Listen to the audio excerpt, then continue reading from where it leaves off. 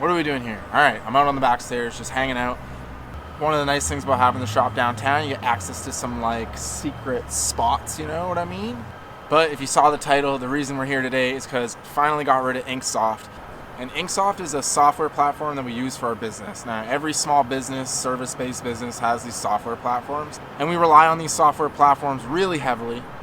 Gave it a really honest shot, tried it for like 2 years. I'm pretty sure we put like 6 figures or more through it. And if it does what it says it does on the box, then it would be a pretty good platform, but it's really not working for us. Today's about part 1, which is just getting rid of Inksoft. I realize I have to break it into a couple steps to get ourselves off this platform. The first one we're going to look at today is the product importer. I just want to talk about how I decided to build this myself, like how I got down this crazy road. Some of the struggles, you know. I definitely had some little issues along the way, but overall, like, it's working. I'll show you how it works. We'll talk about what's next. I'm just getting it done. So we'll go back in. I'll tell you how I started down this crazy road towards canceling Inksoft.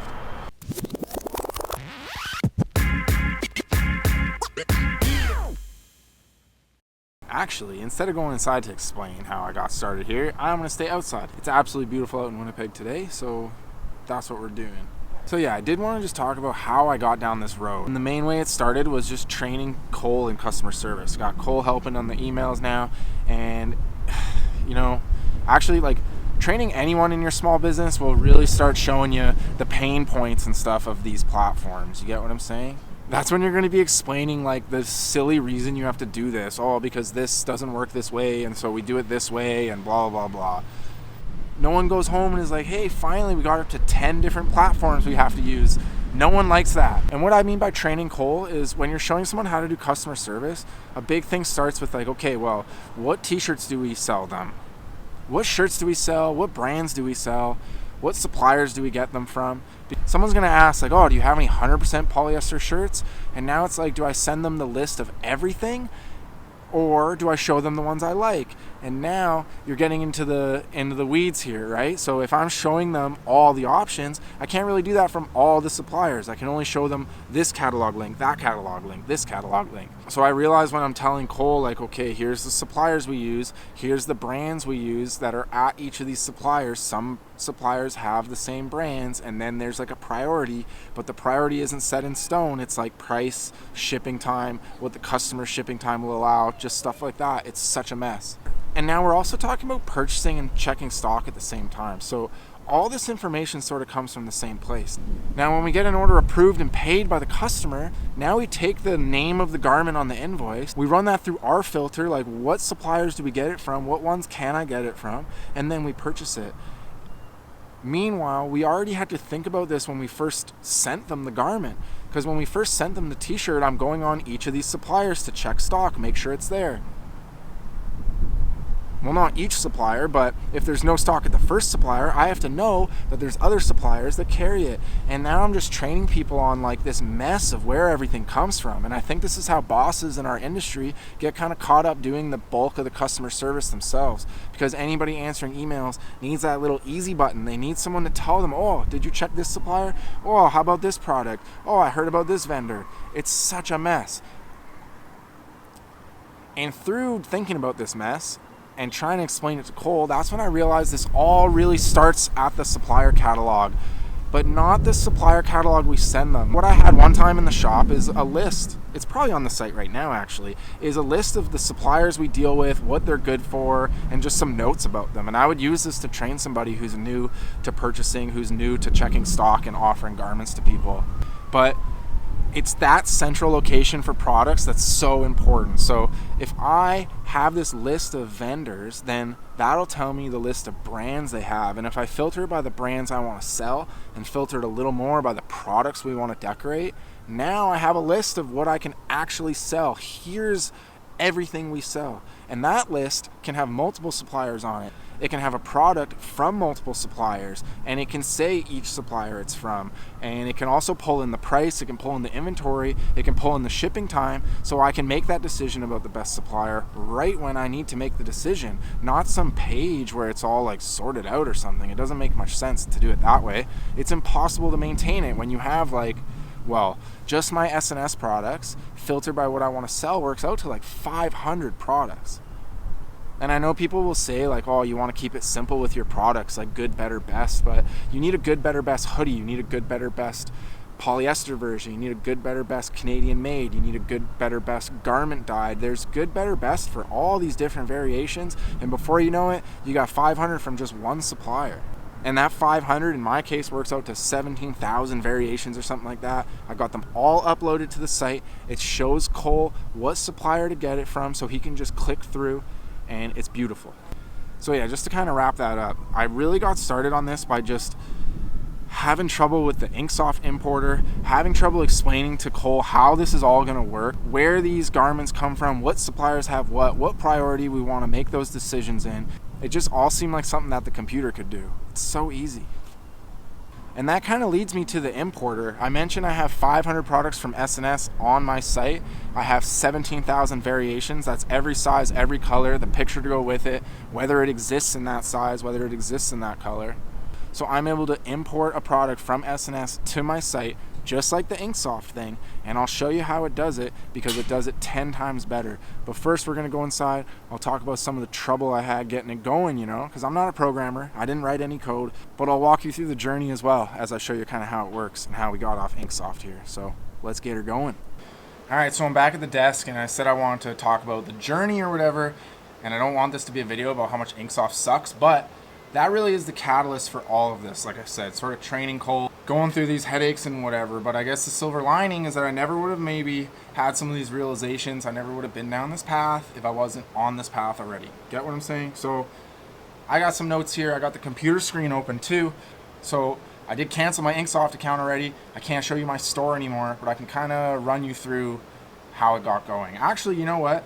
The person who really sold me on it was Scott at Kingscreen back in the day. So we'll just see if Kingscreen has his instant order store still up. That's a really good example of what I was doing with it. All right, so instant order and deals. It is existing. Let's have a look. The whole reason I started Inksoft, and I think a lot of reason people start these online ordering type of website platforms, is I just wanted to get some orders in without having to touch the emails.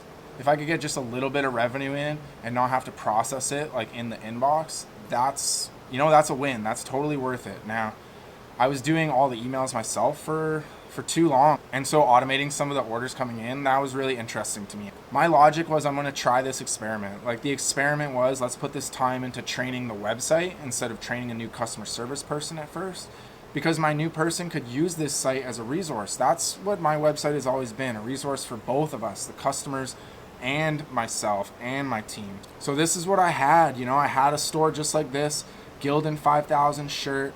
Customers could put their art on there, check out, and it's good to go. And it works. We put a lot of revenue through this. Some of our customers are like, hey, what happened to the online store? They miss it. But for us, the challenges way outweighed any of the other stuff. So yeah, the first challenge I had was the support. Support is just, they don't exist. They don't know what they're talking about. I don't know why I was surprised. It's the exact same as it is on the Printavo side. I should have seen this coming because they're really attentive. It was really good in the pre-sale stage, trying to get me subscribed, get me set up. I think they know that once you're set up, it's kind of annoying to get off of it. It was really annoying for me to get off of it after investing all this time into setting it all up.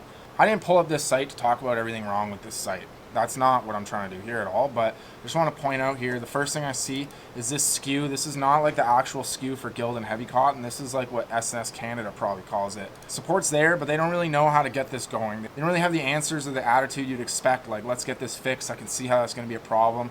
They're just like passing it to engineering and making excuses on their behalf. So it got really frustrating over the years, finding actual problems, bugs, issues in the system, and just being sort of disregarded. The support with this platform was one of the biggest reasons we're moving off it. It's just getting worse and worse.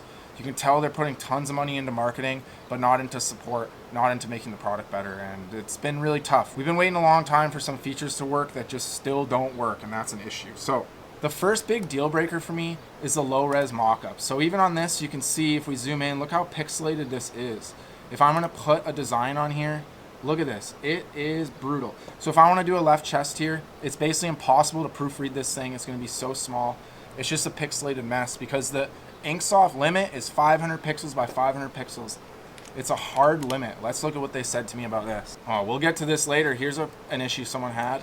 Does Inksoft not update the pricing automatically when the suppliers update their pricing? No, it's not. But it could. They just don't. And it's so annoying. This is one of the big headaches we had. Like, I'm trying to add these products, but now you're telling me I need to watch for the price to change. Because if the price changes, I need to go in and manually do my markup calculator. There's no markup calculator in this. I need to manually do my markup and then change the price on this product. It's brutal. And our suppliers are changing prices more than once a year these days, so it's not fun. Sorry for the distraction. I'm just trying to find my post here. All right, here it is. Yeah. I said finally getting myself off this platform. Lots of reasons, but a big one is this 500 pixel limit. The most annoying thing is people jumping in here to defend it. This guy's talking about how we're compromising file size versus speed, how there's screen limitations, how intellectual property protection. I don't know what this has to do with a Gildan soft style mock-up. And then workflow separation. It makes the workflow worse because I can't approve things. So everything about this drives me nuts, people defending it.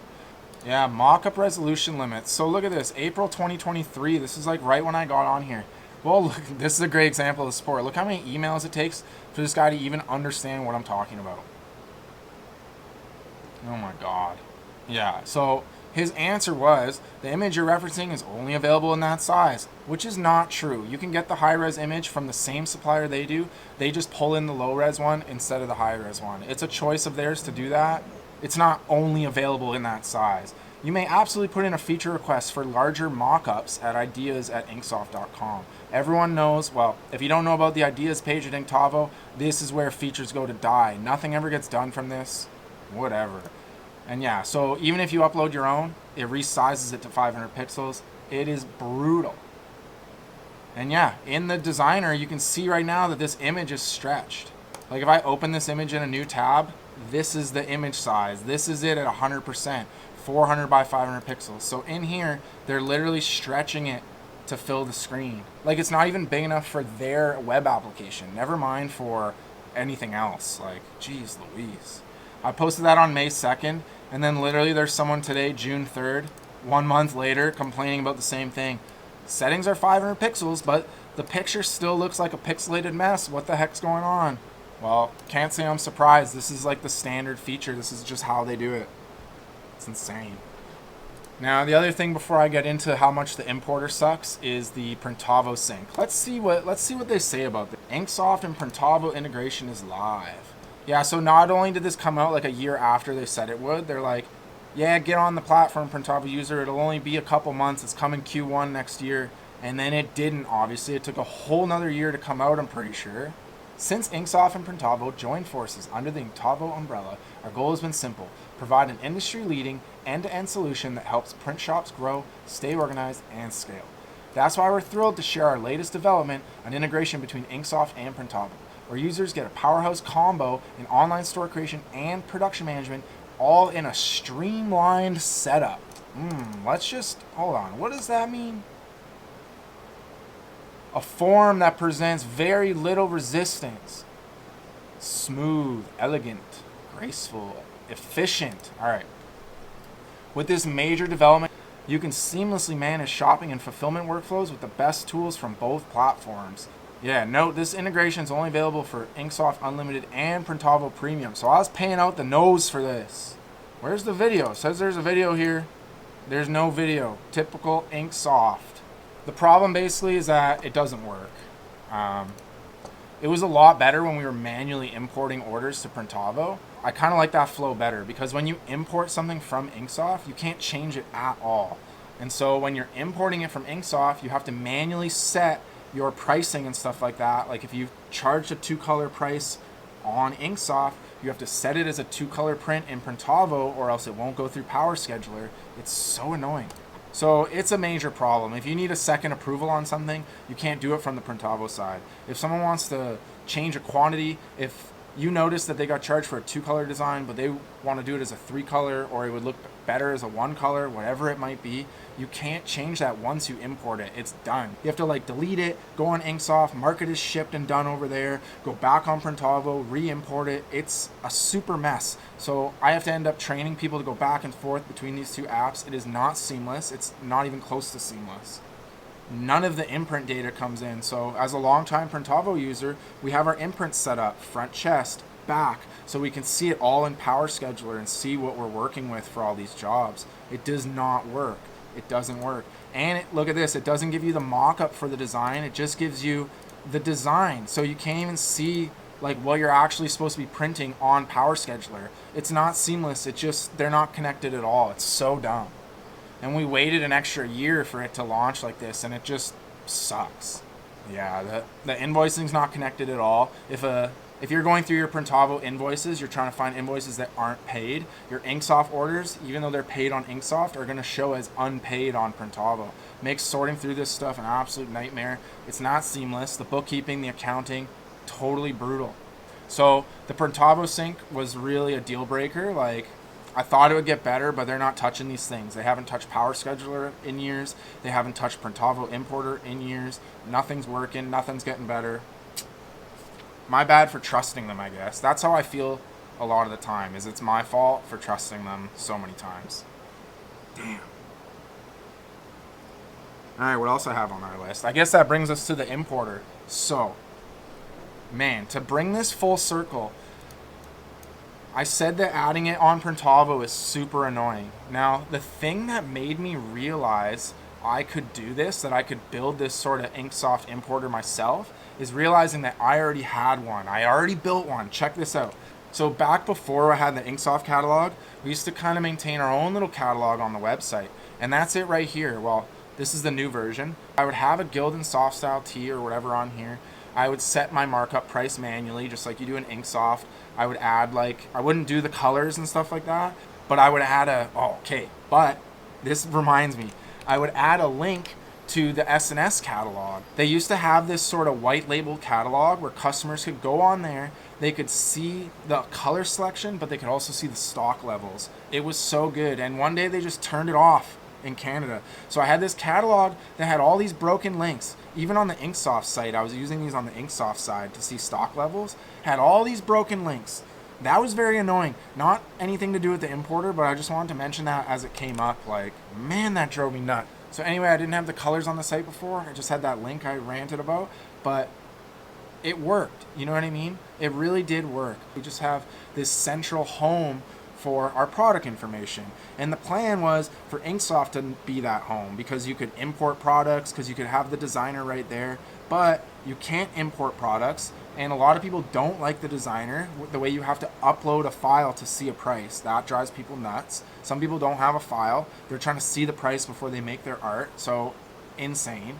All right, but my point is, so what I realized is before what I was doing, I had this custom product database on my site, and I would take this database of products and I would convert it into a sheet that Printavo would understand to import it. Let me just show you what that means here. So if I'm making a new Printavo order, I want it to be able to pull up black soft style, pull that in, and have my price, my marked up price there ready to go. The reason for this is because we use the imprints. So if we're using the front center thing, one color, and I have 25 pieces of them, it will refresh the pricing. You see that? And if I have 50 pieces of it, it'll refresh the pricing. That doesn't work if you just type in soft style and put it as like a $5 price. So when I refresh this, it'll remove that price I had in there and replace it with the calculation, which in this case is garment price 0 plus print price. So I really wanted those custom products. You can see how much time that would save by just not having to do the print math anymore. I set it to 100, refresh, there we go.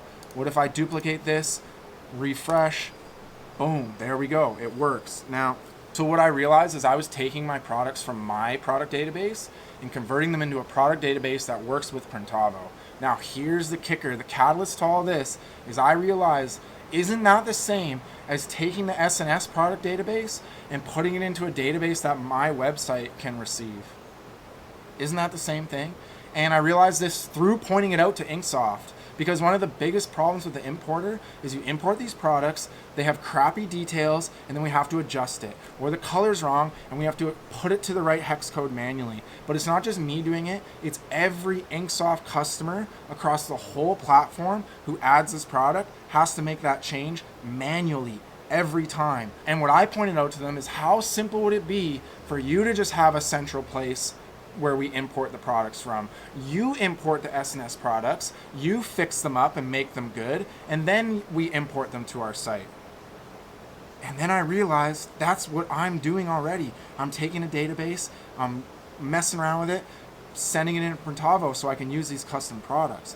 So what I'm building now is just taking this supplier database, making a central place for these products, and then importing them to my site, just the products I want to display. And then during that process is when I make captions tailored to my business. I make pricing with any type of price calculator I want. Shipping, do I want to do it per color? Do I want to ignore 2XL sizes, not charge more for those? I can do all of that automatically. When a hoodie has a camel color that costs twice as much, all those prices are in there automatically. And then like that person requested on Facebook, we can check this product, update the price automatically. I wish I could show this improvement. I used to have a bookmark group for products. So I'd go down to the Guild and Soft Style Tee, I'd open that folder of bookmarks, and it would be every supplier it's from. And this is me thinking like, okay, I have a central list on the site with all the suppliers, and then we have these bookmarks so I can have a list of where each product comes from. Like I was putting this all together for years and years, but not really seeing how to connect it properly. It's no surprise to me that people at these software companies who aren't really like in the mix of it aren't seeing it this way, because I wasn't even really seeing it this way, but now that I am seeing it this way, this is crazy. Like it should be like I described with my bookmarks. When I go to the soft style tee, it should show me everywhere they come from. So let me save this invoice. I'll show you the benefit for me. So when this invoice gets approved and paid now, I'm going to purchase these items. I can click to this item. It's going to open on my site. Right now I just have the one link to SNS. That's the only supplier I have, but it links right to the supplier. So the goal is to have a little table on this product page of here's every supplier you can get it from, here's their current price, maybe I can add their shipping times. So when I'm doing purchasing, I can see, okay, here's where I can get it from, here's cheapest, and off I go. Wouldn't that be beautiful? What I want is just for this to be super easy for customers. And here's the nice thing. So I have all the colors. Look, we have high-res image as well. Look at this, beautiful high-res image. And that's for every color. We click around here, right? Now, I don't know, you notice the size is switching? So I can send my color. If they want 5XL, I can send them a link to this. And look, it has all this stuff X'd out that doesn't come in 5XL, 4XL, 3XL. We can go through this. If you want a color, it's not available. It's just going to show you at a glance. I love this. So I built an importer that's really less work. It's like the same amount of clicking, except I don't have to fix a bunch of crap. I can kind of trust it. It's going to let me filter by size. It's going to show me what actually exists. It's going to do automatic pricing for the different colors and stuff like that. It works. But it was not easy to get here. I definitely had some challenges, like I said in the intro sort of thing. Like, I'm not a programmer really. I use Zapier, which is like a no-code automation tool to do this. I use WordPress and WooCommerce, which is like a free open source website platform. I'm not a computer wizard like these Inktovo people, but I was able to build this like on the couch, on the porch. I got it done. I figured it out. I've got my products on the site. And this was way easier than importing the same amount of products to my Inksoft catalog. Like way easier to build this whole thing that Inksoft could build for their customers. It was way easier to build this for myself than it was to import the same amount of products, which is crazy. They'd rather have like 1,000 shops doing the same amount of work to add 100 products as it would take Inksoft to make it so that they don't have to take that time. I don't get it. I wish that they would just make this better for us, but they're not, and so I'm out. So maybe I'll go home now, chill out a little bit, and fill you in on some of the trials and tribulations I had on the friggin' way here. Because it wasn't easy, but still, like I said, easier than adding 500 products through the Inksoft platform. Like, way easier.